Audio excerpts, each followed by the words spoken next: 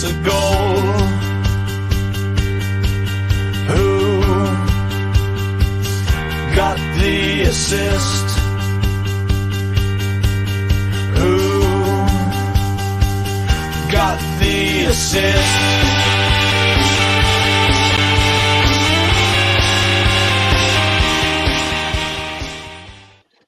Hello. So FPL resumes after yet another international break. Hey, only 3 weeks till the next one, people. And it's fair to say we had decidedly misfortunes again on and off the pitch. Off, particularly depending on if you happen to be on social media, yet again, annoyingly, around 5 minutes pre-deadline to witness a seeming mass sale of yet another popular asset. Talk about it in a bit. My mixed fortunes continue too, as I unfortunately had to miss meets. I was very sad about that on Saturday, so I was still COVID positive, but I'm now A-OK. Sadly, though, my partner has it. So we're a house full of biohazards. Stay away from us. And to talk about the FPL, not about that, triple captaincy defending this week, I'm joined, of course, by Sam, who, as many of you may already know, did in fact pull the pin on that chaos grenade on Saturday morning. You're right, mate? Yeah, not too bad. A pretty quiet week in FPL world. Nothing too big to talk about today. So should be a fairly chilled out pod, really. We are Who Got the Assist. On today's pod, a few things to discuss. We'll talk about our teams very quickly. The scores were fairly low on average across the board, so we don't want to spend too long reflecting. But a mention, of course, of the so-called Saka gate Tom alluded to earlier on. We'll be bringing in the best captaincy section a little bit earlier because triple captaincy is certainly on the menu for some people. So we'll discuss that at length, whether or not Haaland indeed would make a good triple captaincy option this week. Certainly within the discussion anyway. A bit of analysis on where we're at with the defence at the moment. We've seen it's been a little bit frustrating and inconsistent so far this year. So we're having a look at the data. Tom, yet again, has created a rather fantastic spreadsheet looking at the defensive data thus far this season in comparison to previous years as well. So very, very good on that one. And then, of course, we'll also track the remaining game week ahead with the preview bits, including best transfers, the knee-jerk and bold claims, as well as a quick look at our bust teams as well. It is Monday, the 21st of October. We're halfway through the Palace Forest game. Nothing really going on there. 0-0 at halftime. Of course, we'll keep you up to date if anything big happens during the match and it massively changes the pod. I somehow doubt it will. For now, though, shall we crack on with the game week reviews? I suppose we've got to, haven't we? So yes, I'm first, 31 here, all out.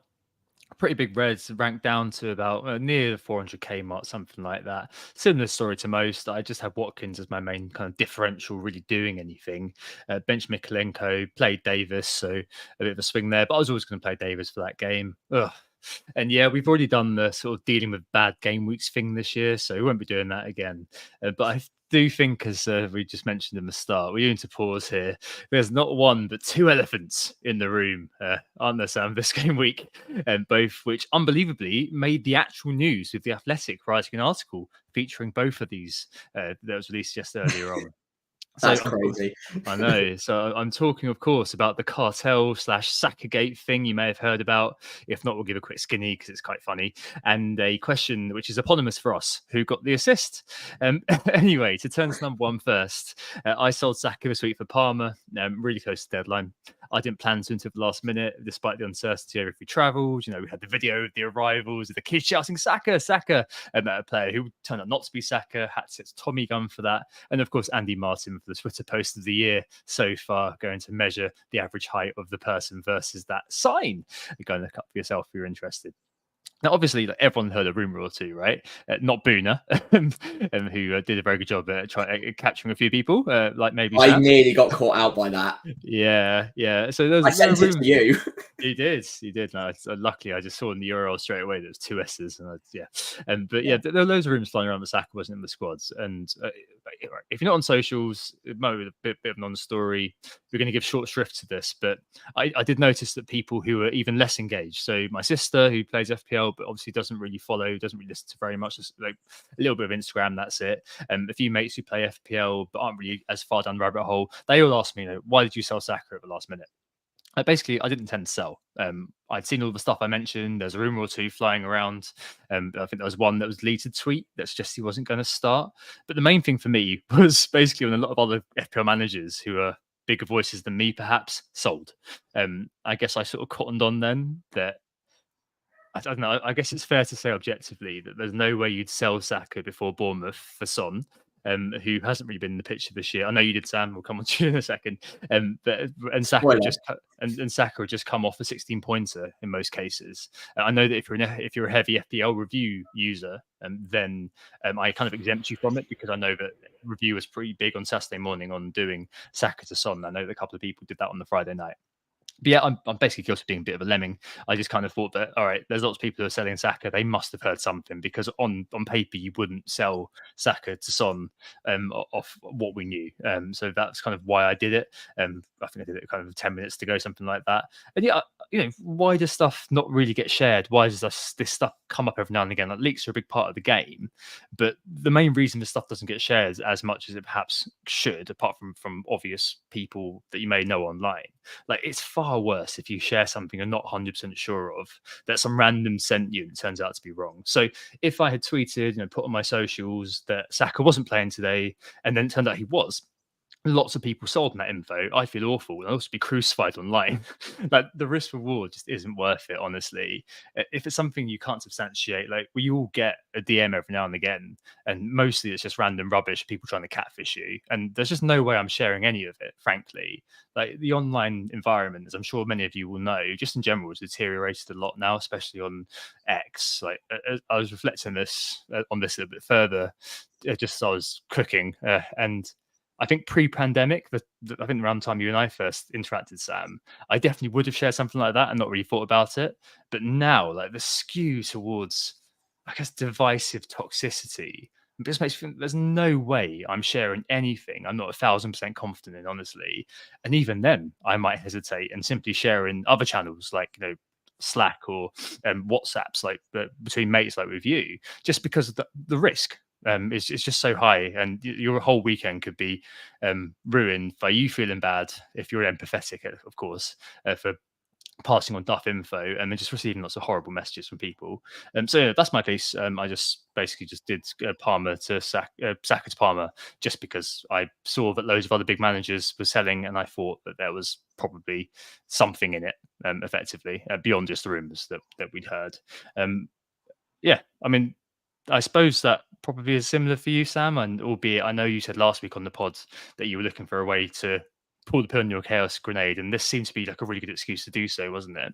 And I think as well, just as we turn to your team, who got the assist when it comes to Son is on your plate much more than mine. It's fair to say too. Yeah, so in terms of Sakagate, just to say my piece on it as well, there's been a lot of goings on Twitter about it and rumors and myths and all of that. I just want to do a very quick myth bust. The reason I sold him was threefold. One, it was the earlier news, I think on the Thursday or Friday, from the Arsenal Fan TV guy, who seemed to be very coy on the fact that he'd heard something. So that was like doubt number one. Doubt number two was on the day of the game, we both saw that tweet from, I think it was Tiki Taka Connor, who's quite a well-followed. It was Con Marble Halls. It was just an Arsenal fan. If it was Connor, I think that would have stayed up. I might have got those mixed up. Yeah, apologies. But anyway, there was a guy with quite a big following that basically said Saka, which by the way he got wrong, was Saka's in the squad but not starting, and I saw that about quarter of an hour before the deadline, so I was like, okay, that's strike number two, or actually that would have been strike number three, because the day before we saw the team bus arrive, all of that. And honestly, I tweeted it at the time, it just didn't look like Saka in the picture to me at all. It didn't look like him. I know his hood was up, but whatever. So it's those three reasons that cast enough doubt in my mind that I was like, you know what? I could probably take a punt against it. I was about 60-40 at that point that he probably wouldn't play, given those three little factors. And I was like, well, Son, I know is playing because he's literally had a picture of him at the stadium that morning because they had the early kickoff with a big caption from Spurs official saying Sonny. So I was like, well, okay, I'm pretty safe on just going with him for a couple of weeks, thinking that if Saka did miss out today, then he goes into a pretty iffy run after that anyway. So I was pretty happy to make that move come the deadline. I was also making the other two moves, that being Trent and Diaz both out. It wasn't because I thought Trent was a bad pick, by the way. Love Trent, but I think in combination, I wanted to try and attack the fixtures a little bit, and Diaz looked like another pretty doubtful starter for this game week and moving forwards. We just didn't know that he would be a regular starter. Gakpo's done enough to get minutes as well. So I wanted to get rid of those two. In the end, we discussed it on the pod. Obviously, we got news later on in the week that Son did look like he was going to be ready to play. And I wanted both Son and Foden, thinking the upside was there. And Porro was my basically downgrade from Trent to get to both of them. So I made all three, 4 free transfers, 3 free transfers for free. So yeah, no damage done in terms of the hits, but obviously I've lost that benefit of having 3 free transfers in the bank. Overall, not much better game week than you. It looked a little bit better until about 3 hours ago when Fantasy Premier League tweeted that Son was going to get the assist removed. I have manually removed it with a little bit of terrible photoshopping on the screenshot. I did I'm think it was different when I was doing the slides a minute ago. I was like, hang on a minute, this doesn't look like what I'm getting. Well, they still haven't updated it on the app. No, so I was like, well, I can't week. just leave it up because it's wrong. So I've downgraded Son to a tenuous 8 points because I reckon he'll lose a bonus as well. And that gives me 34. So not a great week. It's going to be a red arrow, which is extremely disappointing after I did pull the pin on the Chaos Grenade and I went for upside on Son and Foden. Really disappointed Foden didn't start. I did get lucky with the assist at the end. A quick word on Son and the assist. As an owner, it wasn't an assist. It just wasn't. What is annoying is that they said it was, gave the points and put out a statement. And then I was like, okay, I'm fairly relaxed. I've gotten away with one. It's rare these days. And anyone who's listened to the pod since I've been on it, I don't really get those sort of lucky swings very often. So I was feeling pretty good. I was staying quiet on Twitter. And of course, they take it away. So I feel pretty hard done by there. But I still like him. He was phenomenal in the match, hit the post as well, and obviously forced the goal, whether or not it's an assist. And got a pretty tidy finish in there as well. So I like owning him. Very happy with bringing him in. Less so on Foden. But even if he gets 10 minutes against Southampton, still probably not that bad. So yeah, red arrow by the looks of it. 34 points, pretty dismal, but not a horror show. Just a little bit annoyed that the upside wasn't quite as extreme as I wanted it to be on what were fairly risky high upside moves. Yeah, no, absolutely fine. I think we spoke on like the last few minutes of before the deadline. Obviously, sharing information. We had all the leaks. I'm head of the cartel. I don't know if that's a spoiler. Well, you know that I'm literally my surname is literally one letter and one letter swap from cartel. Whoa. So, my dad is also accused of looking like Pablo Escobar as well. Quite a lot. Nominative term that me and Price Senior was just doling out the info, charging people Patreon. So that's how we roll.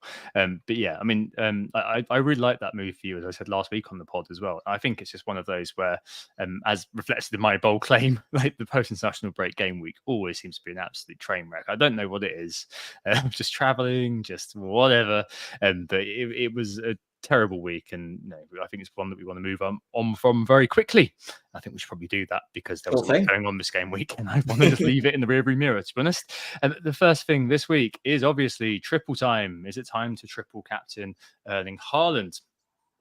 I've had a sneak peek at the teams at the end of the pod when I was putting my team on, and I saw that mine was active and yours wasn't. So we've probably got two different opposing views on this one. I suppose there's two ways of looking at this, right, Sam? It's betting on the player versus betting against the team, effectively. And I guess my kind of take on it is that I'm betting against Southampton with the thought that Haaland, yes, 3 blanks in a row is I know you wouldn't think this, but is hardly suddenly a terrible striker, and City somehow are somehow like an awful team because of the last kind of 3 weeks. And obviously I prefer them to come into this in scintillating form, but maybe I don't know, maybe that's an opportunity as well, because it will lessen some thoughts of going with the TC here. Saints' second worst defence, probably saved from being bottomed by the fact that Ipswich have played both City and Arsenal, whereas Saints have only played one of them. The XGC over the last kind of few games has obviously been pretty poor, as you know. An eye test point as well. Newcastle, Forest and Wolves have all done the same thing versus City. They've crowded the middle of the pitch, forced them wide. I think Guardiola said that the back five weren't so much together as holding hands the whole time against them. I'm paraphrasing, but something like that. And even though Wolves are having a torrid time this year, of those three, I would say they're all somewhat experienced Premier League defences led by somewhat experienced Premier League managers.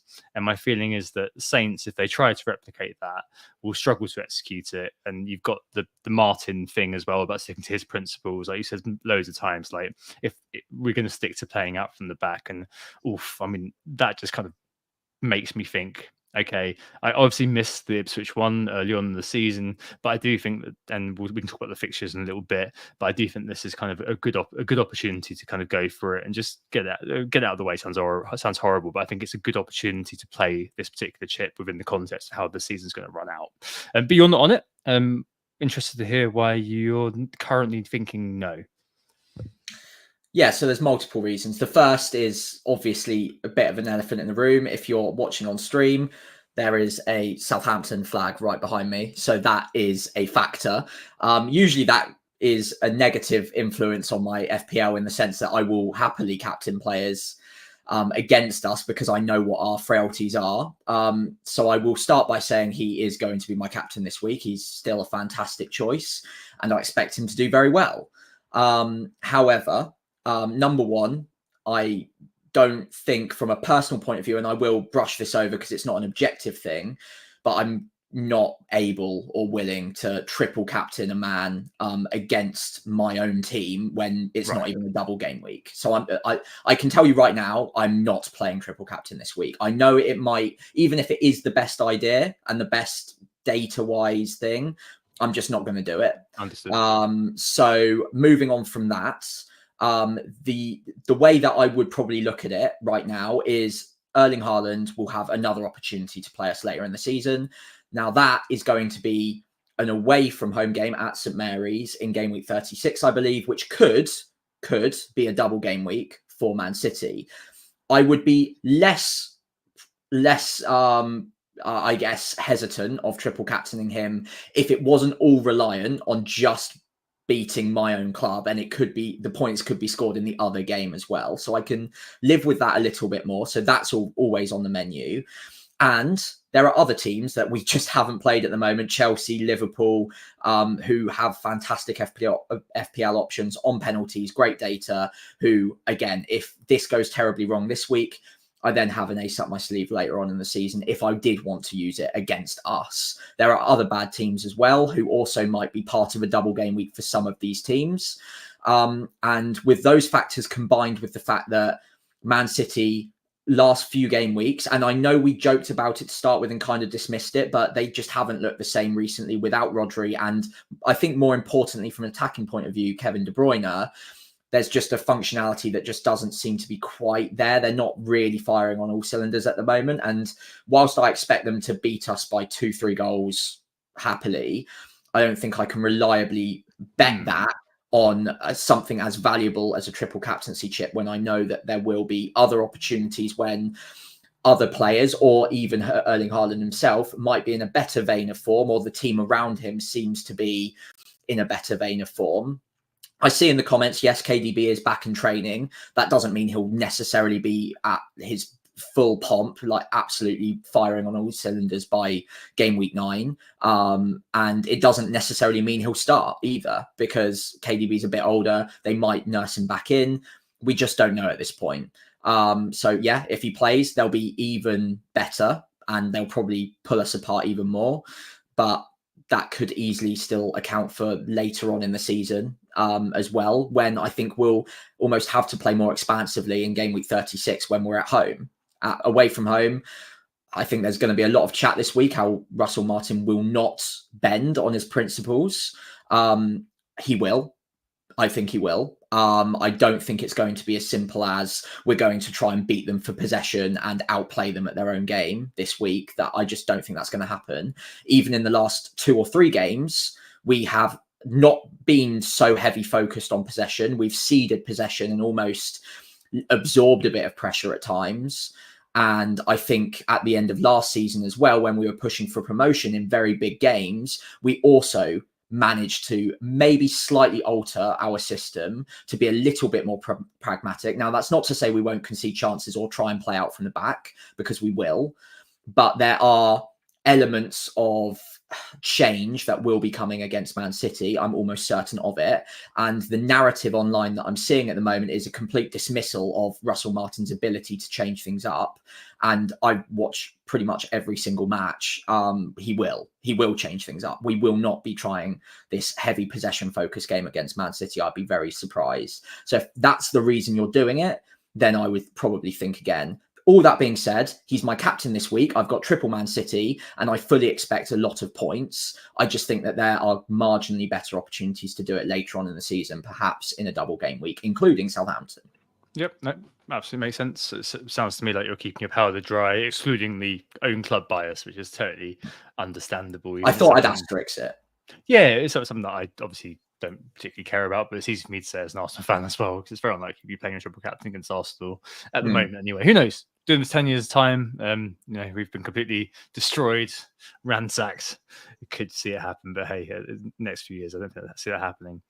And as you sort of mentioned, it's kind of the fixtures upcoming can be read in lots of different ways. I'm not going to pretend to be a Ben Crellin or a James from Planet. Ben himself is suggesting blanks in 29 and 34, doubles in 33 and 36, which is when you'd be maybe looking to play triple captain going forward. I think that potentially leaves a leftover chip if you have more than hand, potentially, depending on what the mystery chip is. So you can bench boost in one of the doubles, mystery chip in the other, free hit in one of the blanks. So maybe you've got that triple captain spare as a remainder. So maybe that kind of lends itself to playing it now. With a really good point about De Bruyne being made by yourself. I'm 974 and the Darnish in the chat. And I think that that's something that needs to be kind of obviously borne in mind when you see what happens against Slovan Bratislava, the mighty Slovan, in midweek as well, in the Champions League. So I suppose, for you, I think that there's not really much worth debating those points. I think that my argument, your argument are pretty kind of cut and dried. The next best opportunity is one of those that I did have a quick look at. So you probably want a home game, barring, as you said, that double in 36, which includes Saints away if City get that. You may want to bench boost that one, who knows. Arsenal have already played Leicester and Saints, so game week 18 versus Ipswich for Saka and Havertz. If you want to play in single, that could be one. Palmer versus Southampton 27 and Salah versus Southampton 28 at home. Those are ones that you can think about. Of course, Liverpool do have an away game against Southampton in game week 12. I mean, there are always going to be other options if you don't really fancy this one. But I just kind of feel like it might be the time to go for it. But I don't know. Do you think that there's an element of gut in this? Because taking out, obviously, your the subjective part, which you've obviously explained. With this, it's not a particularly powerful chip. I think that's kind of worth mentioning. So it does kind of mean that you've got to be quote unquote feeling it. And neither of us really felt it against Ipswich. We're both sort of like 50-50. I was slightly more leaning towards yes, but obviously didn't do it. You were more towards no and didn't do it. With this one, I think I'm kind of, my gut initially was just like, yeah, okay, this is the time to go for it. Yeah, nice. I think gut is a massive part of the triple captaincy chip. Most seasons, I think we've all had our issues with it, barring one or two like real explosions. It doesn't seem to be that much of an impactful chip generally. Now, again, there are going to be people in the chat saying, oh, but I did this one year and that KDB, blah, blah, blah, all of that. But generally speaking, if you get 10 to 15 points out of it, you're laughing. That's a pretty good return. So if you think Haaland could get 3 returns against Southampton, then it's probably a pretty good bet to do so. It's not a bad points total whatsoever. And even if you did it in a double game week, there's no guarantee that you might beat that. But you have to be much more confident I would say, in a single game week of your guts than you would in a double. The benefit of the double is you get 2 bites at the cherry, and even if he only gets 1 or 2 returns, you're still getting the playing points from the second match most of the time. Obviously, there was one year where I think a lot of us, including myself, triple captain Mane, and he went off in the first game after like 20 minutes. No, so that was Salah. Mane and Salah didn't. Sorry, I was in Australia. Mane went off because that was it. Yeah, that was that way around. Yeah. 3 points. So these things do happen. Yeah, there are big swings, and these things do happen. But generally speaking, out of all of the chips, I mean, we all have our issues with bench boost, but triple captain doesn't tend to be that huge explosion that we're hoping for. But if you've got a gut feeling on a single game week, especially when there are fewer double game weeks this year, this week could be a great opportunity. I think even if I didn't support Southampton, I have to be honest, I still don't think I'd play it. I don't think my bias is really impacting me much here. Okay. I always want the team that I'm putting the triple captaincy on or trusting to be at full flow. And what I saw against Wolves, what saw against, was it Fulham the week before as well? Haaland especially, and Newcastle, that was it. Haaland especially just hasn't been that involved. And okay, great. If KDB's back, they will probably feed him with more chances. And again, Southampton's a great fixture. But my gut is just not telling me that this is the week for me. And if it is telling you, including you, Tom, but also if you're listening to the pod, absolutely feel free. It's definitely not a bad time to do it objectively. I just personally think there might be better later on, and I'm willing to keep my powder dry on it. Yeah, makes sense. I mean, it's not, you kind of want it to be the unstoppable force versus the movable object. And I think in this case, it's the pretty close decently good force versus a feeble object. So an object crying on the floor, hoping for imminent death. Yeah. That's Tobias Funke crying in the shower sort of thing. I don't know. It's very much kind of opposition based for me, and then obviously the quality of the individual player.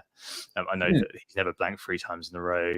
Could he blank 4 times in a row? He's due. Hashtag gamblers fallacy. I don't know. But yeah, I just fancy it, and I think that I'm sure it will be something that does probably hinge on whether it's not just me. If other sort of bigger voices do go there, then maybe there'll be kind of quite a lot of people kind of going for it based on the calendar, as referenced. But yeah, no, really good points surrounding kind of keeping your powder dry as well. So if you're not sure, definitely do kind of weigh it up over the course of the week. But just bear in mind, it's not going to be a season ender if it doesn't kind of work out for you. We've all had it and all managed to do decent seasons without it doing well. Since this is the captaincy section, I suppose non-captainers / non-owners, Arsenal, Liverpool playing each other does make it a little bit of a difficult one actually this week. The only 2 I could really think of were Palmer versus Newcastle, Watkins versus Bournemouth, and Bumo against Ipswich. Those were the 3. Bumo's got my vice at the moment, for example. Nice. So those probably seem to me to be the best sort of 3 for me this week. I don't think there's anything else really out there, is there? No, I like Palmer at home to Newcastle. It is at home, right? I'm pretty sure. That seems like a pretty good game for me. Newcastle don't look like they're up to too much defensively right now, so I like the look of that. And Palmer looks like a great own this week. Bumo as well, yeah. Ipswich, objectively a good pick, but if you're going on all of the logic of Bumo, you probably would apply all of those points to Haaland and some. Ipswich being a promoted side, bad defensively, both apply to Southampton. Bumo on penalties, 90-minute man, talismanic, all apply to Haaland, and you add like an extra 20-30% onto the data there as well. So I wouldn't take on Haaland with Bumo unless you don't have Haaland. That's really the only excuse I would have for that. Palmer, a pretty similar story against a better team, obviously. But again, if you don't have Haaland and you don't want to rip up your team to get to him, I do like Palmer ahead of the likes of Mo, or if Saka's back, him as well. Yep, cool. All right. So should you triple captain Haaland? Depends on you. I think I've given the case for the opposition being rubbish, and I think that goes without saying why Haaland's decent. And I think that you've given a good case for why you might consider keeping your powder dry. I think that's the be all and end all of it, really. Which is why we've managed to fit in something else on this pod, which is Well, obviously hey. quite an interesting thing to look at. And it's defensive dismay. We thought we'd take a quick look at defense at the moment. So last week we looked at the attack, really. There was a smashing of defensive chat, of course, and I just kind of wanted to think about, is it as bad as it looks? Because it has been really rubbish. So if you're watching on YouTube and if I'll speak over for listeners as well, on screen I've just looked at the XGC over the last 5 years, including this. It's all correct, barring Forest and Palace, who I've taken 1/7 of their XGC and added it on to extrapolate what that could be. So obviously they're in action at the moment. The point's not to look at it in minute detail, but get an idea of the defensive picture and how it's faring. There's loads of noise in the data, and we both acknowledge that. And please take everything we say as within that agreed facts, because teams change, personnel, coaches, approaches, everything like that. It's just an illustration. But all I'm going to say, rather than read through all of it, is unlike last week, is that I did something terrible, Sam. I felt like, to help us try to make a point, it might be good to see what the XGC picture is like over time, in a really unscientific way. So what I did was I just took an average every year of what the HCC is by game week 8. There are obviously fewer teams in each set as we go further back, because teams like Ipswich weren't in the league for the last 5 years. There are a few teams like yourselves, Fulham and co, who yo-yo, so they left and came back. Just see what the overall trend is, really. And if anyone read Talisman Theory in the summer, you'll remember how I noted more goals were scored last season than ever before, breaking the last season's record before that.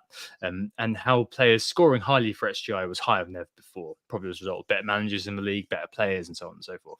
And it's continuing. So in this really rough read, XGC in general was on a downward trend over the last 5 years. Not a dramatic one, but around now, in the last couple of years, the XGC is around sort of 11.6, 11.7 or so. But in past years, so the 3 years preceding that, it's been between just over 9, just over 10. So on average, we're looking at an uplift of 2-ish SGC between the last 2 years and the past 3. I'm sure that trend will go on if you go further back. So as I noted sort of in Talisman Theory, if this continues, we'll see some value in defence in future as they'll get cheaper. But it also means we reframe potentially our investment in defence overall. And someone like me with Raya, Trent and Gabriel has made a hefty investment in defence, and I'm currently wondering, to be honest, what the hell I've got to show for it other than 1 point across the board. Quite a lot. It's been a bit of a tough year. Like, this week just gone, I was in the 4-4-2, and I don't think I'll be doing that again, honestly. The old reliable. So last year, Arsenal, we both doubled up on wildcard. We've both had the pleasure of 8 points in 3 games combined. Obviously, 1 SGC over those 3 games and 1 red card is what we've seen. And for Man City, obviously, they've always had that tendency to concede 1 silly chance every game. But no Rodri is obviously, as you mentioned earlier, a bit of a killer. So, I mean, overall, Sam, with the defence seemingly less prioritised as the quality of players, the quality of management in the league has gone up, how do we view it? How do we view defence right now? I mean, I don't know. I do wonder whether we've maybe. I don't know. We'll talk about Trent in a minute. Obviously, you've sold us. We've got him. How we fix it right now, but I mean, should investment maybe change to reflect how it is kind of going at the moment?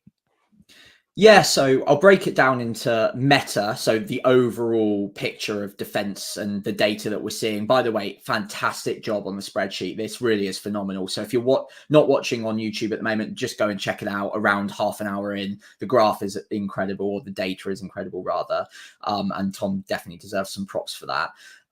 So from a meta point of view, it's quite simple, really. If the data XGC wise is going up on average per team per game, then it makes sense that less money in defense and more money in the attacking positions where more goals are being scored generally. Now, there are asterisks to that. Of course, defenders can also score goals. So people like Gabriel, if they've got loads of set piece threat, also can still be good value, especially if they're sat within a team that defies the overall picture for XG or XGC rather.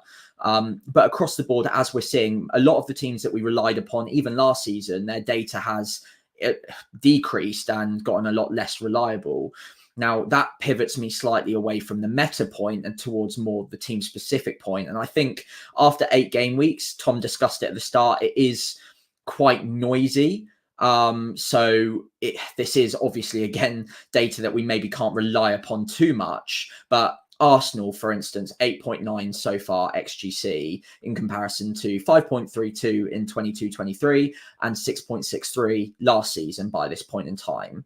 Now, it is worth noting that they've had 3 red cards already this season. So I think the data is reflective of that. They've also already played some pretty big teams in the league already this season. So again, the data is probably a slightly reflective of that as well. So whilst they've regressed a bit, I still think that they are an elite defense. And I think over time that it will balance out. So whilst we're both licking our wounds a little bit with double Arsenal defense on our wildcards, we've not gotten anything from it so far. And the next 3 games also probably wouldn't suggest that we're expecting much more. But an elite defense can keep a clean sheet in any game. And over the season, I don't think either of us are or were planning on moving them out even through a rough period of fixtures. They still have to play the same 19 other teams as anyone else. And if you plan on owning them for the majority of the season, I still think it's likely that they end up being the best defense and the best players to own in defense at their price points. So I wouldn't lose faith just yet based on what we've seen so far. Liverpool, Man City, very quickly. Liverpool have definitely improved, but also haven't played too many really strong teams. So it'll probably regress a little bit. And Man City have gone downhill. But again, you've already mentioned Rodri. So that might be a little bit team specific and why the data might be a little bit noisy so far. They have seemed to endeavour to be as stereotypical Man City as possible so far this season. Almost every game they've conceded 1 goal from a breakaway chance of some sort that seems entirely avoidable and preventable. And so far this season, I think they've only kept 1 clean sheet, and that was on the opening day, if I remember correctly. So that is poor, even by City standards. So I would, again, expect that to improve over time. But yeah, generally, XGC has gone up. Or down, depending on how you want to look at it. I think if we say up, there's more goals are being expected to be conceded. So I would say that generally speaking, more money in the attack probably works, with a few exceptions. And you do want to look player specific. Trent, for example, is a bit of a defier, because if their data is good and his attacking data is good, then obviously he does defy things. And there are a few other exceptions there as well. Generally, though, it does make sense to pile more money into the forward areas where goals are being scored at a higher rate than ever before. Yeah, no, it's a pretty poor picture, isn't it? I mean, I can't help but think longer term listeners to the pod may remember, Nick's big at the back and all of that sort of stuff, depth of third striker, which I'm paradoxically still doing with my junked third striker. I just wonder, and this is a qualitative point, I probably should look into this a bit more, but I was struck by what you were saying about it all evening out over the course of the season to some extent. I do wonder whether that when we hit sort of the main sort of part of the season, so around kind of the 20s, something like that, when we've got lots of days to call on, like the likes of Man City start winning 1-0 every game, and there's always 1 or 2 teams which do sort of come through. The last year it was literally just Arsenal who seemed to have any sort of semblance of defensive consistency. I wonder whether there is sort of a meta game state thing here going on, like defense is better to invest in kind of later on in the season. And although Trent is obviously an example of a player who kind of sits apart from that because of what he can offer, as we've discussed ad nauseam, maybe there's a question about Guardiola there as well. Mm-hmm.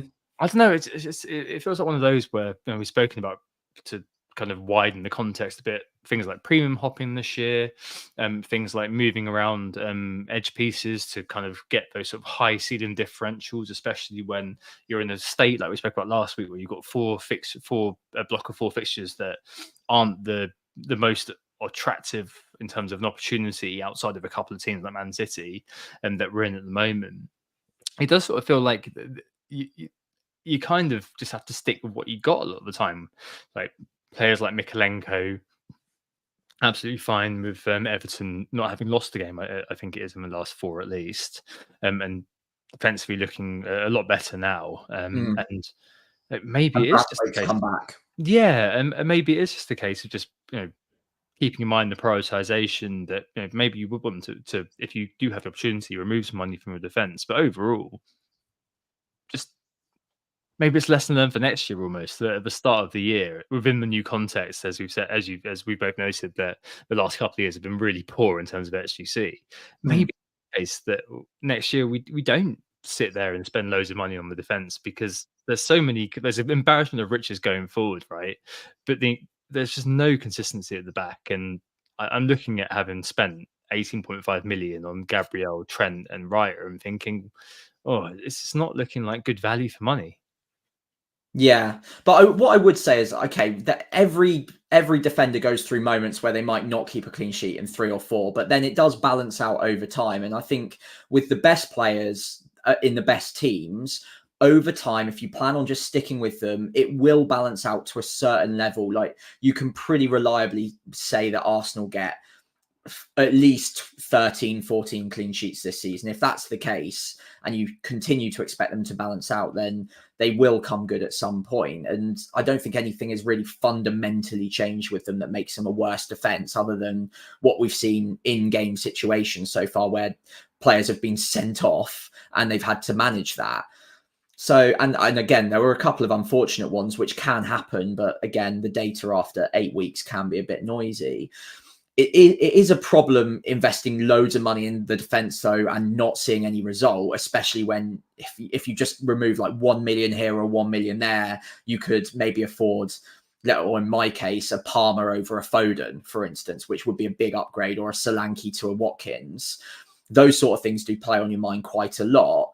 But the amount of years we both played FPL, there's just a sod's law aspect to it. Of the second you start thinking, oh, okay, it's all about the strikers this season, it's all about the attack, we need to divest in the defense, just have a load of 4.5s, and they'll probably get the same sort of points as the 6s and the 7s. As soon as you do that, that's when the defenses try to be a bit more conservative, shut up shop, and all of a sudden clean sheets go in for the better teams, or come in for the better teams. Yeah. So I do want to be a little bit more conservative with those transfers. And now I've made my bed on a few of these players, Arsenal double defense, I think more specifically than others. I'm willing to just let it play out for a little while longer and see whether there is something that's fundamentally changed. And if there is, then I'll make the move later on. For now, though, I'm pretty happy to just hold on. Yeah, I feel you. So, as part of this, I suppose, is the Trent question. So owned by 30.5. I think he's mostly still in the engaged template, unless you're obviously a heavy user of review, or you've sold him recently like you, Sam. I mean, there's definitely questions surrounding him.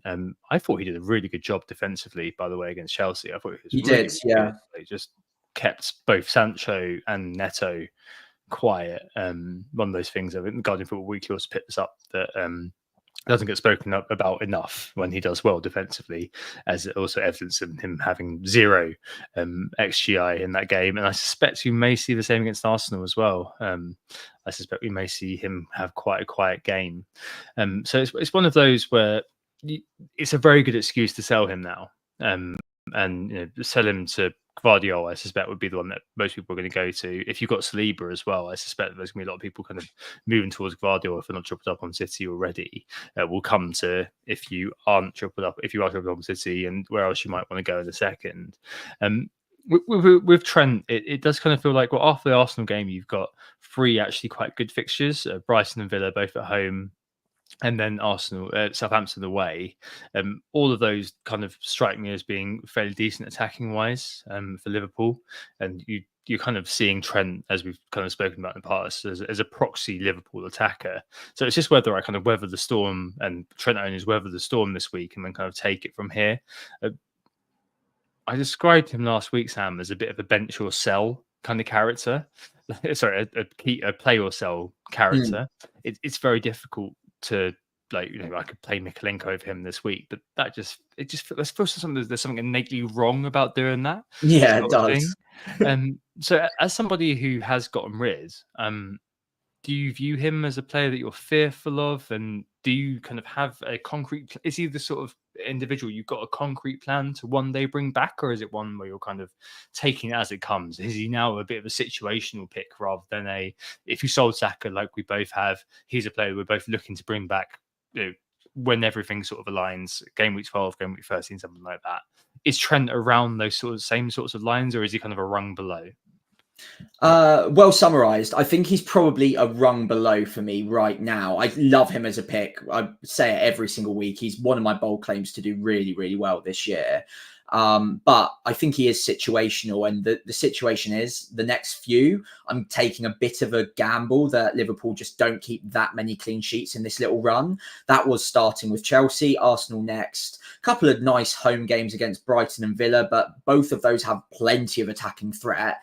And then the one that you'd probably say is more of a banker away at Southampton before then Man City and Newcastle. And I think for the most expensive defender in the game, unless he's keeping clean sheets every other week, it just doesn't seem like good enough value for money. Okay, the data suggests he would average an assist probably every other week as well so far, but he's been a bit unlucky. And again, you'd expect that to regress a little bit against the better teams, as we saw against Chelsea. Maybe he gets a man marking job again in some of those matches.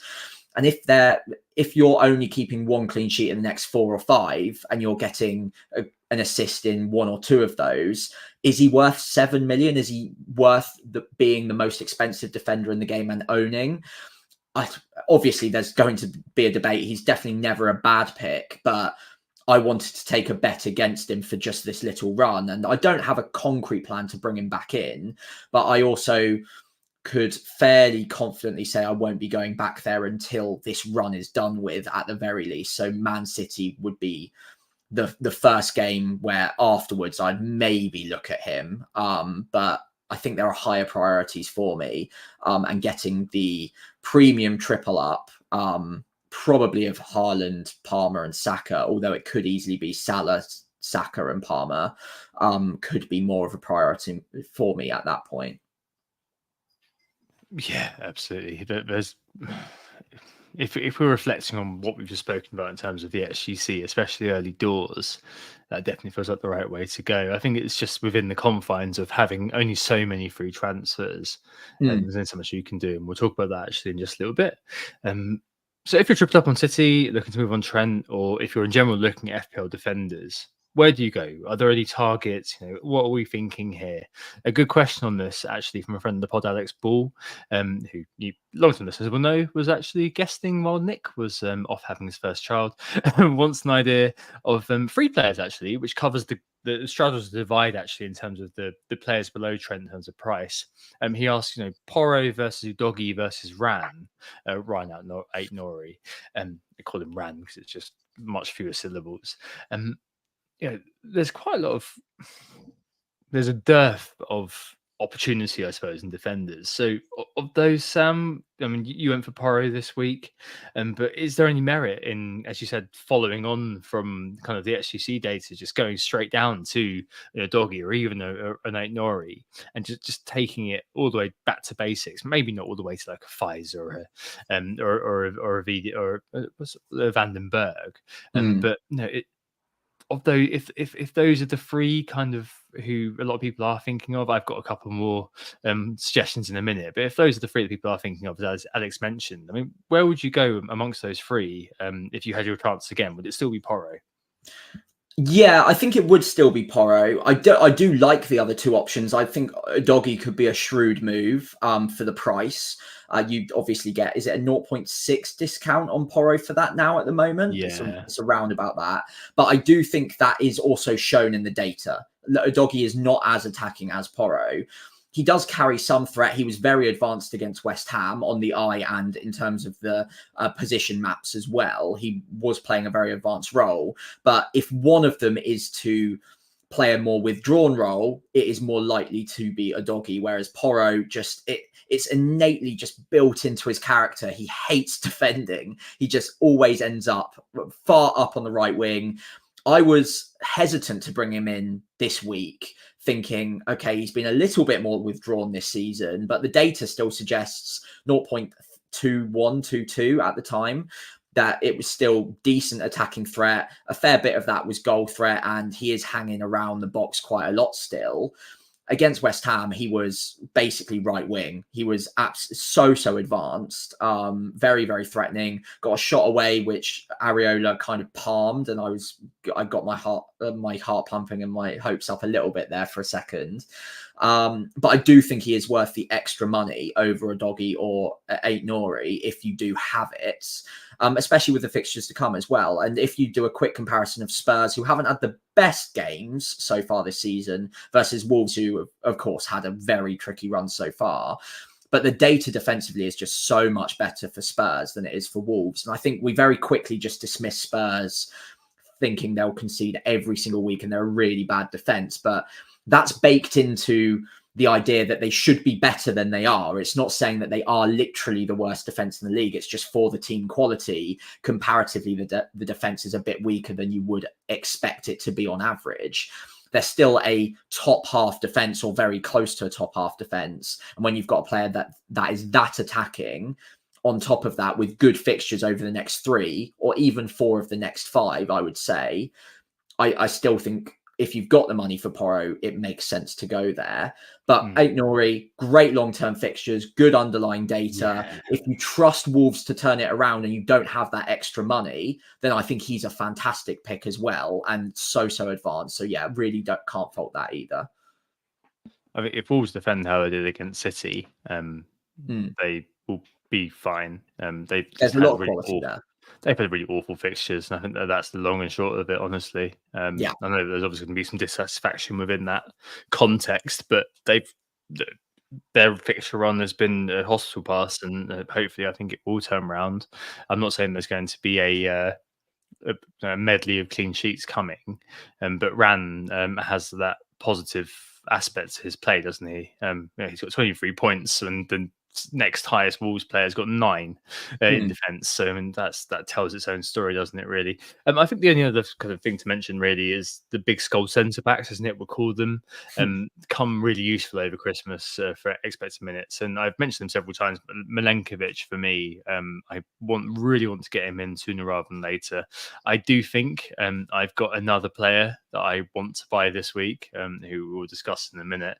And I also think that I'm probably going to be keeping Trent until game week 13 when they hit City. So there's 2 kind of jumping off points now, and probably that kind of game week 13. I think I'm probably going to keep him this week. But yeah, I really want Milenkovic at some point soon. I think game week 13 when Trent's got City and Milenkovic has got Ipswich, but then he runs into difficult fixtures, but then it kind of gets better over time. Those kinds of moves are probably kind of the ones that are high in mind for me. But I'm pretty happy with Mikalenko covering with Everton and tightening up. Not really thinking. I know Davis got a new contract. Will there be a new contract bounce, Sam? This week I'm not playing him. One of those where I'll play him in game week 10. They've got Leicester. That's fine. I'll play him for that as well. But I think he's one of those who's going to kind of stick around on my bench for a while. But yeah, those sort of big skull centre backs like Milenkovic, and I would have said Anderson, but obviously he got himself sent off for a pretty bad professional foul. And Colwill as well, speaking of professional fouls, is one to definitely keep an eye on. So from game week 12 onwards, as noted last week, Chelsea run into a really good run of fixtures all the way to game week 20, which is kind of mid-January, and where they only play Spurs of the top 4, top 6 of that. Oh, they've got Villa as well, and so two fixtures out of loads basically, which are all looking very good, and they do look kind of quite sound defensively. And it's I don't know. It's definitely the case that maybe we need to recast this a little bit when it comes to next year. Obviously, every year is not the same, so maybe there will be a realignment around defence. But it doesn't like last year and this year do have some commonality. And if it does sort of turn out that this year does kind of we start to see some solidity going forward, then perfect. So maybe we kind of then use what we've learned over the first sort of 8 weeks in terms of defence and defensive dismay, and think, hey, right. Next year, I'm not going to fall into the quote-unquote trap of buying all of these guys because later on, these are the high-priced guys. Because later on in the year, when things get a lot more settled and teams kind of have all sorts of maladies afflicting them, then the likes of Arsenal can churn out clean sheets. But that happens later on in the year. So we're able to kind of, I guess, maybe allocate our resources further forward to more exciting picks. A really good question, just to coder this, came through from another friend of the pod, FPL JMO, this week. And it builds out from this very likely, but we're going to have to table that for now, I think, Sam, because it's a topic surrounding squad composition that we started to touch on here a lot. But I think we part that for now and probably get into that next week, barring any sort of big developments or controversies, of course, that we have to then feed into. But yeah, the defense, absolutely rubbish. Don't buy any defenders. Stick with what you've got. And if you do need to sell Trent to make to reallocate your resources further forward, well, I think we're both for it. I happen to be kind of thinking I'm going to keep Trent just because I've only got one free transfer and I've got better things to do with it, I think. But I'm more than open to people going that way. Gvardiol, Sam, just a final point. I know you're chopped up on City at the moment. Would you be pro people going there, especially if you have Saliba to sell? Yeah, I think I probably would. Like I said, I expect City to balance out with the defensive data eventually. He looks still pretty nailed. Obviously, you don't expect goals every week from him, although I think he's gotten like 6 goals to Trent's 1 in the last like half a year, maybe even like in the whole year so far as well. So yeah, he's obviously got some attacking threat. Yeah, I don't mind him whatsoever. It's worth noting Ake's back in training, so that might impact him, but I think that seems spurious at best. Yeah, I don't hate it at all. Obviously, I can't go there because I'm tripled up. But I think if you've got the move lined up for Trent, then this week's a fairly good time to try it out. And Gvardiol, I expect a couple of clean sheets in there. I expect maybe an attacking return or 2 over the next 7 or 8 game weeks. And yeah, could it easily be good value for money? Don't hate it at all. Cool. All right, let's move on to the week ahead. Quite a lot we've got for actually. It's a fairly meaty sort of topic base, so we'll make this kind of fairly short. So this normally covers kneejerk, best transfers, bold claims, best captains has already been covered. The kneejerk, I've got Solanke here as the main epitome of this, just because I saw that transfers out had started to ramp up. So 32,000. He's not like anywhere near the top of the list. The obvious kind of sales of Saliba, Saka, Diaz, and Havertz. So kind of most of the top. I think the latter 3 are over 100,000, and Saliba's obviously touching 300,000. But selling Solanke, I think there's definitely a lot of frustration with him over the last couple of games, that he didn't really.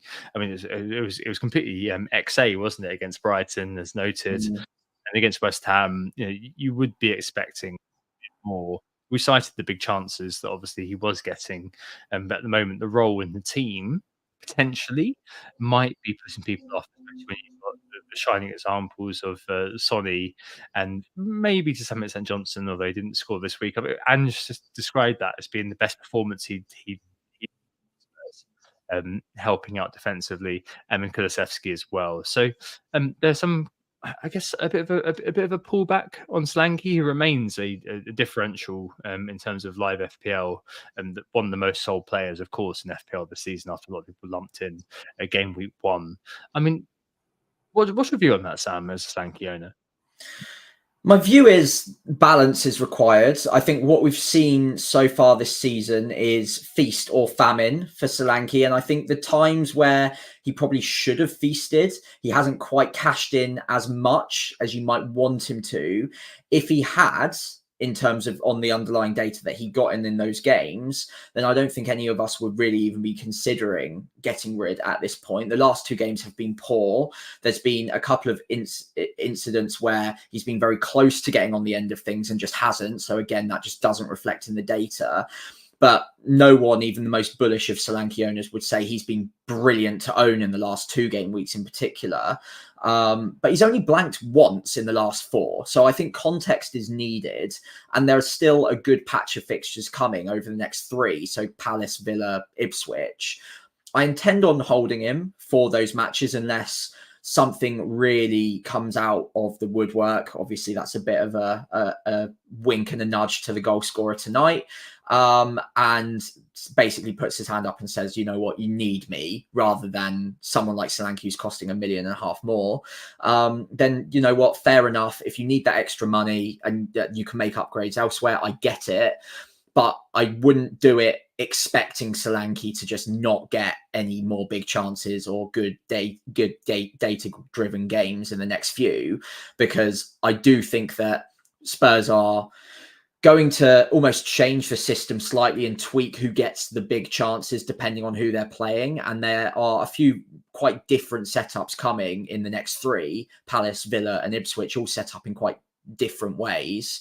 So I'd imagine at least one or two of those, Solanke is going to receive a few big chances. And I back the quality of the striker he is. I back the quality of a team, of the team Spurs are. I think they're top for XG created so far this season. And Solanke, even if at times he can play a more withdrawn role, I think we've just seen 2 games on the bounce where he just hasn't been as involved as you'd like. But I think it balances out. And I think I've been burnt so many times in the past where I've been impatient on a player exactly like Solanke, where I know he's a good player. I know he will eventually get these chances again. And when he does, I back him to finish them. It's just not falling for him right now. And I think given the next 3, for me, he's a hold. Yeah, I wouldn't be looking to move him on anytime soon, especially with Palace, unfortunately, regressing. You've got Ipswich in 11, maybe game week 12. The Man City fixture after the international break would be the time that you'd be kind of casting around if you can move him to Havertz, for example. Yeah. If you kind of think, I don't want to Saka for whatever reason, or there's another sort of, if you've sold a Gabriel, or you've kind of got enough free transfers that you think, you know what, I'll make a goalkeeper transfer now, sell Raya for Sells, for example, who's looking very good, and maybe that'd be a way you probably go. But I think that's probably kind of the main knee-jerk that I'm seeing out there right now. In terms of the best transfers, there's obviously a lot going on. I've already mentioned the transfers out. In terms of transfers in, unsurprisingly, it is Gvardiol and Son dominating that. Bumo, despite his first blank in eons, is picking up a lot of purchases just because of that Ipswich game, and probably as well because the continuing sales of lots of Luis Diaz and Smith Rowe. Raul Jimenez, the postman, he's back, Sam. He's back. And I think we're all very happy to see that he's back. Had a very good international break as well with Mexico. Very cool cornrows if you see the photo of him on official FPL. And 5th for transfers in, Sam, Michael Keane, 100,000 managers. Wow. Taken the plunge on Michael Keane. Yes, that's yeah. about that the better. I think let's home in on Saka replacements. A few people in the chat have asked us about that already, and I suppose that does boil down to Foden, Palmer, and Son.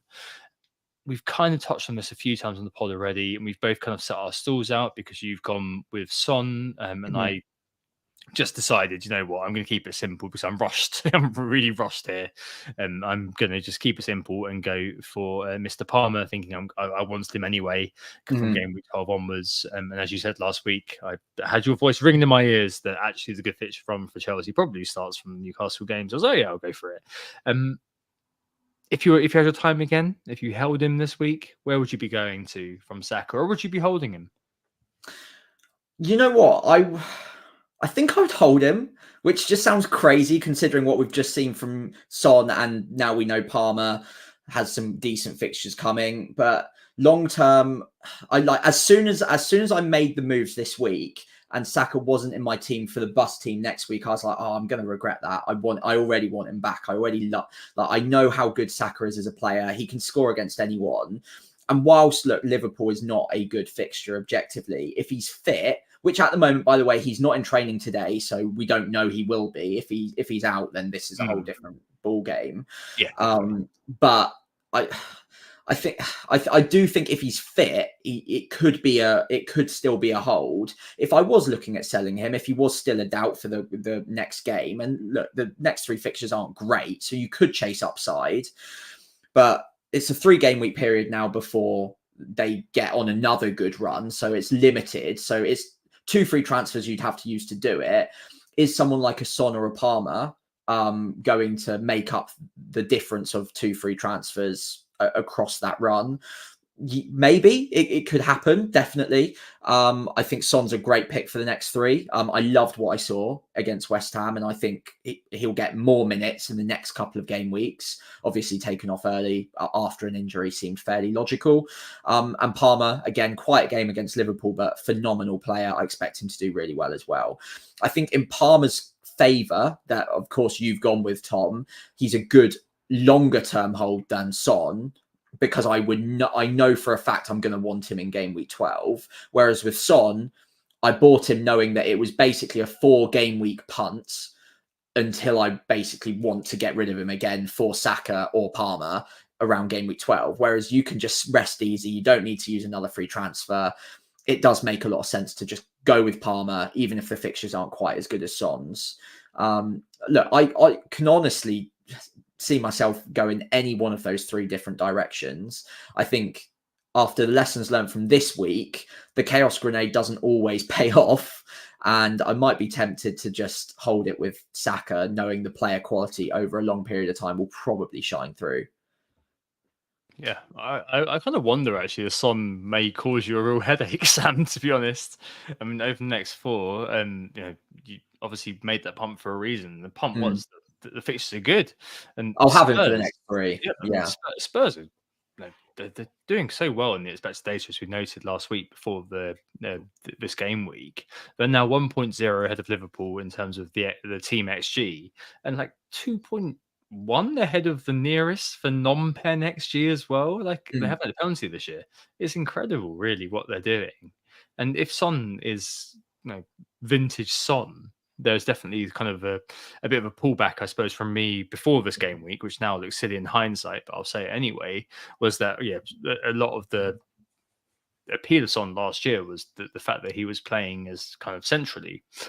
But if we do have this sort of version of Son that we saw against West Ham, admittedly, it may just be because it's West Ham, and who are really stinking the place up a little bit, and I'm sure West Ham fans will agree with that. I don't know. I wouldn't be surprised if you got to game week 12 and you were thinking, "Oh God!" I mean, you can kind of leave. Like that's the week where Liverpool play Southampton, for example. That might be the week where you kind of think, "All right, there's so many things that are going on here." But yeah, no, I'm kind of behind that at the moment. That you've got kind of the short-term play and the long-term play, effectively, is in terms of what you're saying. I think with where Foden's concerned, just see what happens midweek and just take it from there, effectively. Not that will teach us much. No. I heard it, as the friends thing goes. I heard it as I was saying it and realised I was talking absolute rubbish. Because we're never going to know. Yeah, exactly. And with that, let's move to something where I wasn't talking rubbish, which is the bold claims for week and last week. So I've got a point. I've got an actual point, Sam. I'm very, very excited by this, albeit it does mean mass sadness. And my bold claim for the week just gone was an average game week score of below 40 points, because I thought that most international breaks, it is terrible. And I can't do this ever again, I don't think, just because it won't be bold anymore, because you'll be like, remember last time? You do it every time. Yeah. So now it's finally happened. I can't get away with it ever again. I've been sneaking them under the radar, but now it's all over. But yeah, 40 below 40 points. I think it's kind of ending. It's going to end up being kind of 32, something like that. Yeah. So that was a nice hedge. I'm very glad I got it. I'm very glad I've equaled the scores and clawed one back. But I don't think I'll ever be able to back that ever again. Yeah. But hey, there we go. Until next season. Yeah, that's a lovely bit of happiness hedging there. That's gone very well for you there against the happiness of the masses. So yeah, fair play. I, however, did not get the point this week. I was way off of it. I was hoping for 5+ goals in Newcastle Brighton. Obviously, nowhere near. I was expecting quite an open game there. Didn't really pan out that way whatsoever. Bit of a surprise, but we go again. And it's 1-1 on the board as it stands, Tom. Yep. That's so for the week ahead. So week ahead, I am going. I think this is pretty bold, actually, considering everything we've talked about so far. But I'm backing myself with the Arsenal clean sheet on the bold claim. You'll see my team in a moment as to the hedging going on there. But I could see Arsenal keeping a clean sheet at home to Liverpool. Obviously, Liverpool fantastic from an attacking point of view, but Arsenal are a quality defence. I think what makes it bold is Saliba is out, but I still back the structure, and I think Arsenal will set up shop a little bit to just be solid from the back and try and build out from there and sneak something.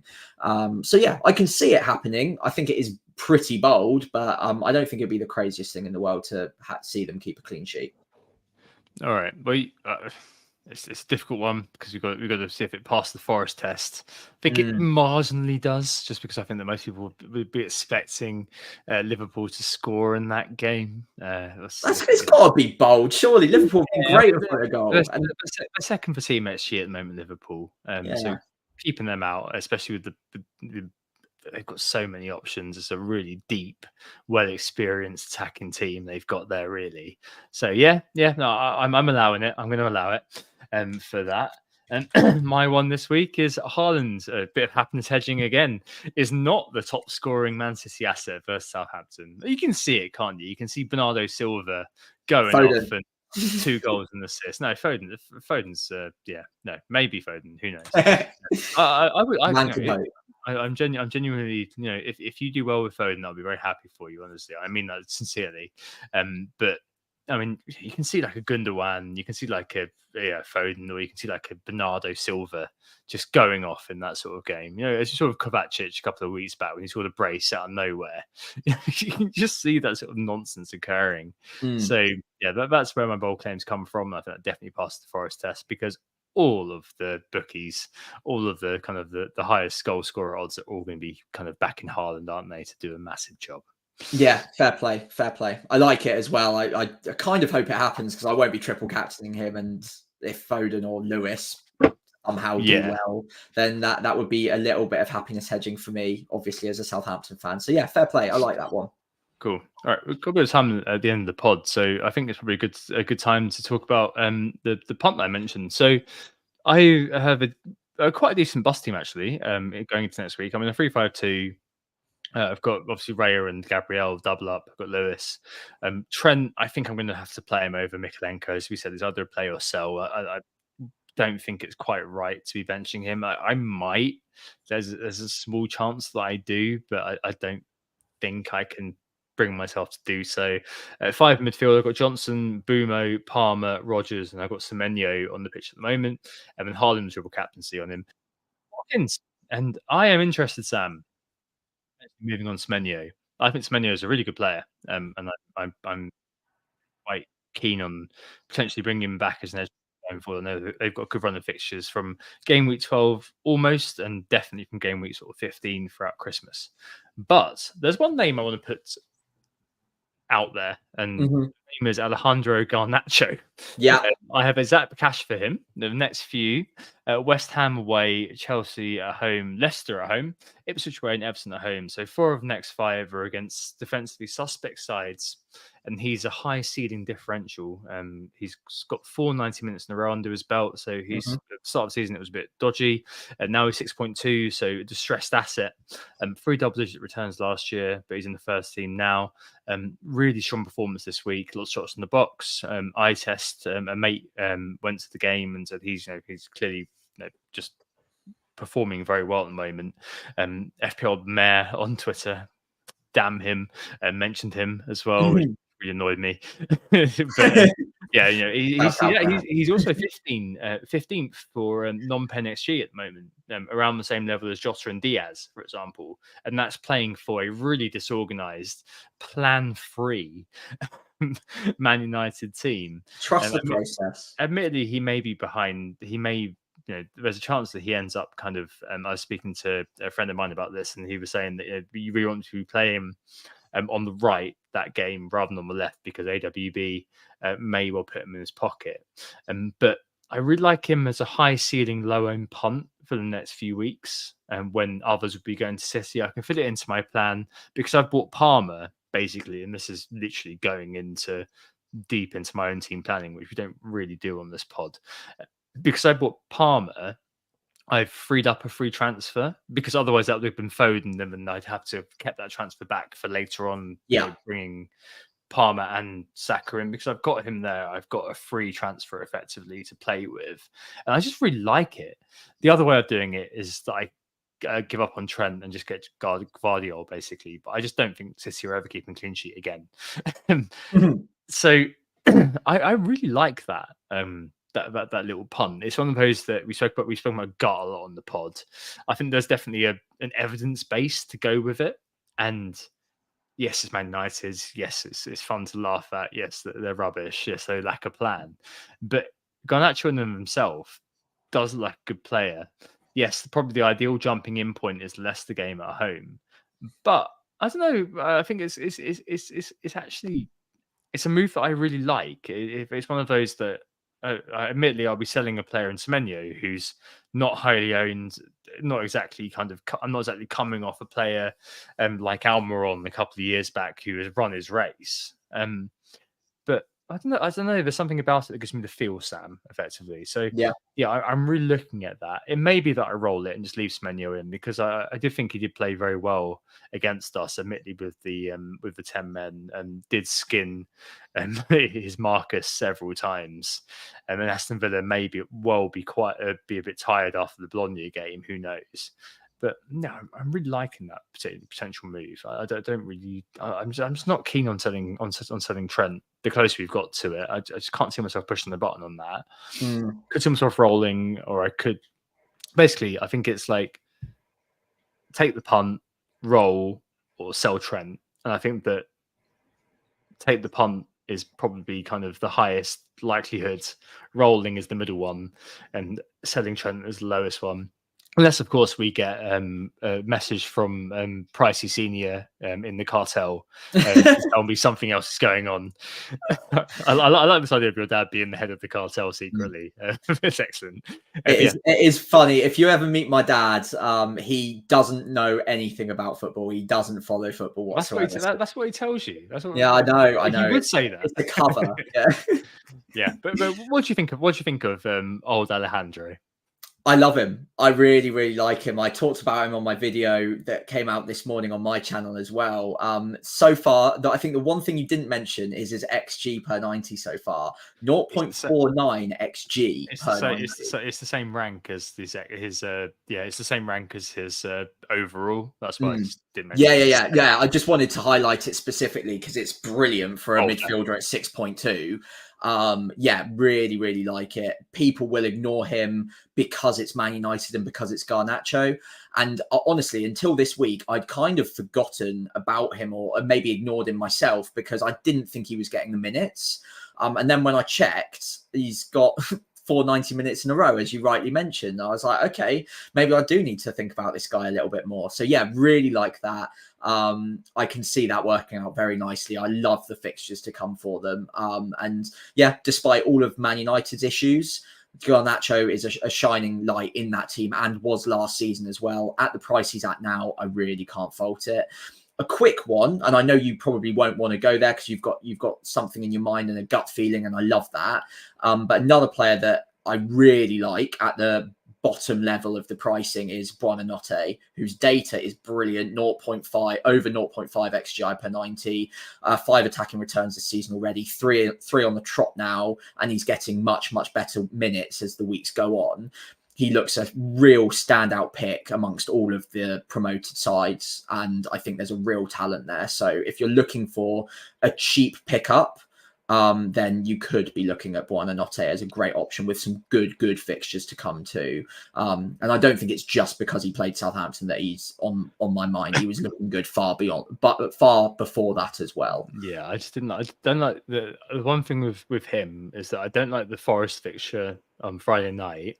I don't really like I think it's like they've got Ipswich, which is good, and then they've got United, who for whatever reason are keeping clean sheets, probably just more by luck rather than by design. And they've got Chelsea, but the fixtures are kind of bit more of a mixed bag in my view, but I can see why you definitely kind of highlight him. I think if we both had our time again and we had our wild cards available, he'd be one of those who'd be straight in as sort of maybe he and Morgan Rogers would be the two that you just use to enable everything else. Yeah. So I definitely, I really like that. It's just there's something about Garnacho at the moment which is kind of making me think, I really like that. Yeah, for sure. I prefer Garnacho. It's just that he's 1.2 extra. So I think at the price, Buonanotte is a great pick. But yeah, I agree. But Garnacho is definitely the better pick of the two. Cool. How about you? So my team, 3-4-3. I am currently benching Gabriel and starting Mikalenko, which is opposed to my bold claim of Arsenal keeping a clean sheet. I'm just not certain I want to put a double up against Liverpool at home. It just seems like overkill to me. And Everton, if they do have Branthwaite back, have looked pretty decent recently. And obviously at home against a much worse side than Arsenal have got to play, I can see it going either way. And this one's going to go down to the wire because it's basically team and player quality versus fixture. And it's hurt me both ways before in the past. So I'll probably have to flip a bit of a coin on the deadline or something with that. But won't get too bogged down there. I've got a triple up on both City and Spurs, which on paper should be amazing, but I'm sure there'll be some sort of way that it bites me on the arse. Foden probably won't start, or Lewis probably won't start. But again, on paper, it should be a pretty nice week. I don't plan on making any moves or taking any hits, anything like that. My triple up of Spurs is Porro, Son and Solanke. I think with Crystal Palace's issues, that seems like a very nice triple up to have. But yeah, I'm going to need to have a plan in mind for how I'm going to divest from Spurs and possibly Man City in a few game weeks time. But for now, I need to just maybe plan ahead with them in mind and just hold on to them. I've kind of made my bed with the transfers I made last week, and I've just got to hope that at some point it all comes in gangbusters for me. The rest of the side, Mbermo, Rogers going nowhere. Love them both. Don't need to talk about them much. And then Calvert-Lewin, who, keeps getting the hauls, XG-wise, which is great. And again, something about having double Everton in my starting lineup this week doesn't sit right, especially when at Calvert-Lewin's price, there's Wood, who's going off at the moment. Jimenez, who's doing really well. Even Davis has been doing all right. Like, there's just so many options that are like chugging along pretty nicely, and Calvert-Lewin's doing as well, if not better than all of them on the XG recently, and just getting none of the points. It is worth noting, and the above average guys mentioned this yesterday, that he runs very cold in terms of the XG versus the actual goal return. I think he's in his Premier League career something like 16 under his XG number for goals, which is absolutely diabolical for a striker, which I probably should have looked out for when I first got him on my wild card.